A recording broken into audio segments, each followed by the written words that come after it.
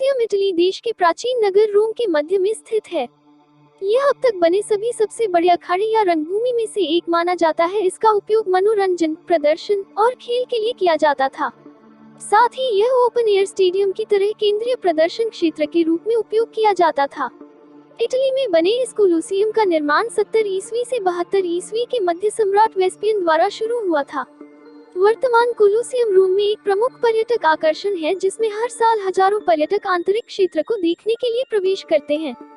Colosseum का निर्माण 70 ईसा पूर्व सम्राट वेस्पियन द्वारा प्रारंभ हुआ था, परंतु इसका संपूर्ण निर्माण 80 ईस्वी वेस्पियन के पुत्र टाइटस द्वारा पूरा हुआ था, जिसके बाद इसका उद्घाटन कर इसमें एक खेल का आयोजन किया गया, जिसमें 9000 से अधिक जंगली जानवरों को मार दिया गया था। इस खेल के बाद कोलोसियम में कई परिवर्तन किए गए, जिसमें उन्होंने लोगों की बैठने की क्षमता को बढ़ाने के लिए इसके शीर्ष पर एक गैलरी का निर्माण किया गया।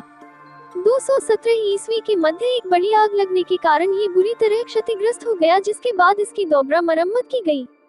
16वीं और 17वीं शताब्दी के दौरान चर्च के अधिकारियों ने कोलोसियम की इमारत को उनके कारखाने में परिवर्तन करने के लिए सरकार से मांग की, परंतु अकाल पड़ने के कारण ये कार्य संपूर्ण न हो पाया, जिसके बाद कोलोसियम का पुनः निर्माण 1830 ईस्वी, 1831 ईस्वी, 1930 ईस्वी में होता रहा।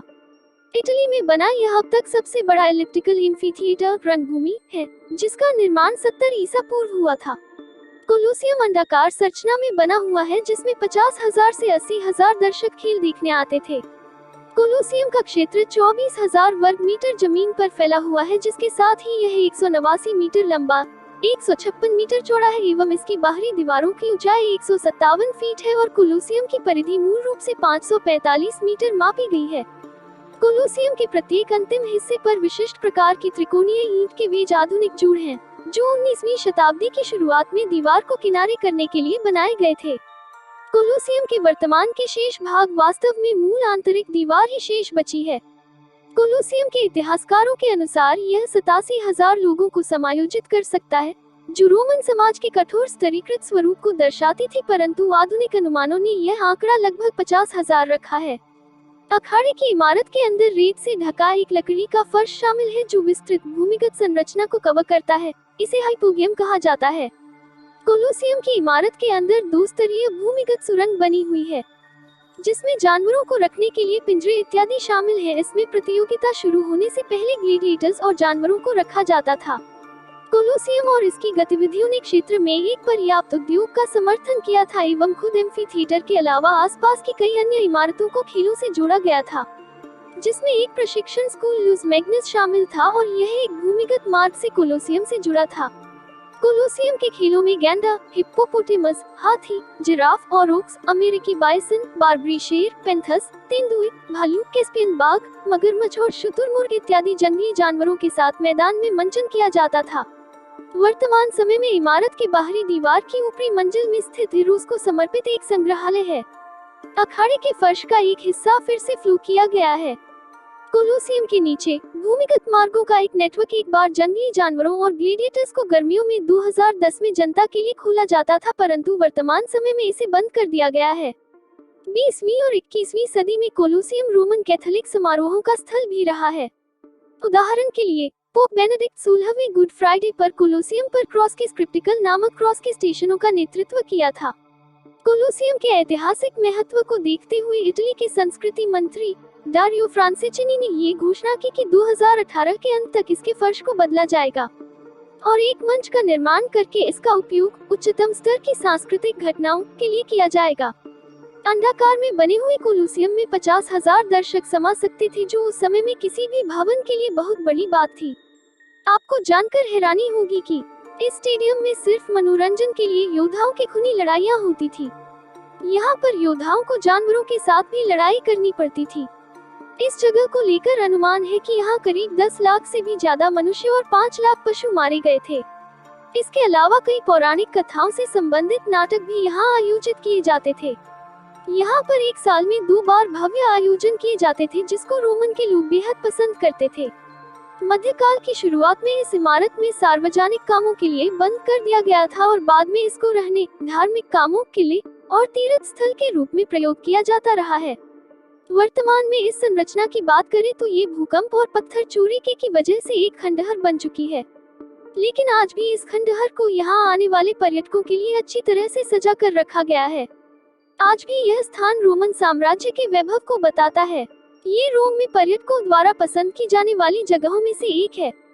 इस ऐतिहासिक स्थल को यूनेस्को द्वारा विश्व विरासत स्थलों की सूची में भी शामिल किया गया है। आज भी इस जगह पर हर गुड फ्राइडे को पोप यहाँ मशाल जलाकर जुलूस निकालते हैं। कोलोसियम को फ्लेवियन एम्फीथिएटर के नाम से भी जाना जाता है, जिसका निर्माण एक अंडाकार आकार में किया गया है। साल 2007 में कोलोसियम को दुनिया के 7 अजूबों में से एक के रूप में चुना गया था। कोलोसियम का निर्माण 72 ईस्वी और ईस्वी के बीच किया गया था, जो इटली शहर के केंद्र में स्थित है। कोलोसियम की दीवार की ऊंचाई 157 फीट और परिधि 1788 फीट है। इस आकर्षक संरचना को बनाने में पत्थरों और ईंटों के साथ 1.1 मिलियन टन कंक्रीट इस्तेमाल हुआ था। आपको जानकर हैरानी होगी कि कोलोसियम में 80 से भी ज्यादा प्रवेश द्वार हैं और ये दुनिया के सबसे प्रसिद्ध रोमन पर्यटक आकर्षणों में से एक है। रोम के कोलोसियम में लगभग 50,000 लोगों के बैठने की जगह है। कोलोसियम के निर्माण के समय लगभग 200 बैलगाड़ियों का उपयोग मार्बल्स के परिवहन में किया गया था। कोलोसियम ने केवल रोमन गणराज्य में लोगों के मनोरंजन के लिए ग्लैडिएटर युगल की मेजबानी की थी। इसके निर्माण के लिए करीब 1 लाख क्यूबिक मीटर पत्थर का इस्तेमाल किया गया है। कोलोसियम का निर्माण फ्लेवियन राजवंश के सम्राट वेस्पासियन ने किया था। यह इटली में सबसे ज्यादा देखे जाने वाले स्मारकों में से एक है। हर साल यहाँ 4 मिलियन से भी ज्यादा पर्यटक घूमने के लिए आते हैं। सबसे ज्यादा हैरान कर देने वाली बात यह है कि यहाँ पर सिर्फ मनोरंजन के लिए खेलों में 5 लाख लोगों और 1 लाख जानवरों की जान गई है। यहाँ पर आखिरी रिकॉर्ड किए गए खेल 6वीं शताब्दी में आयोजित किए गए थे।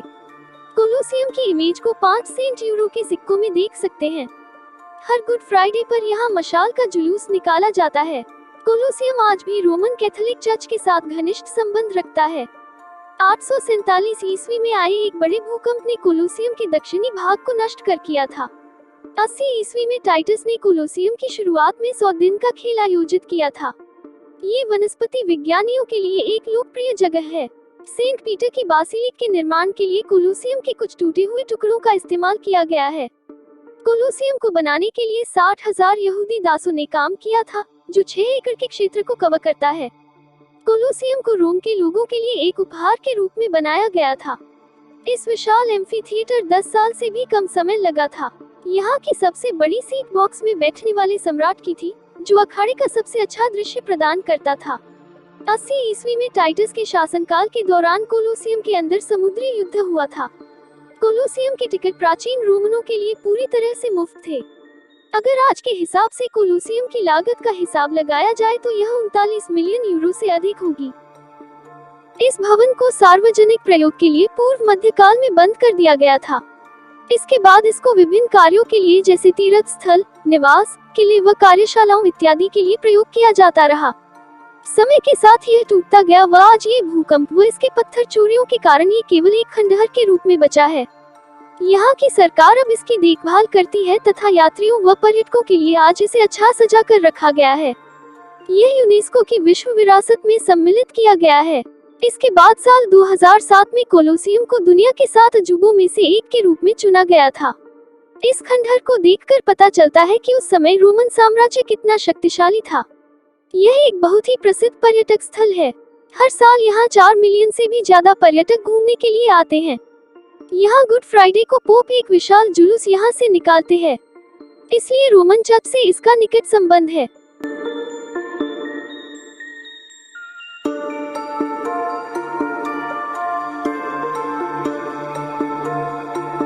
जल्द चलते हैं नए सफर पर, तब तक के लिए वीडियो को लाइक, चैनल को सब्सक्राइब कीजिए और बेल आइकन दबाएं।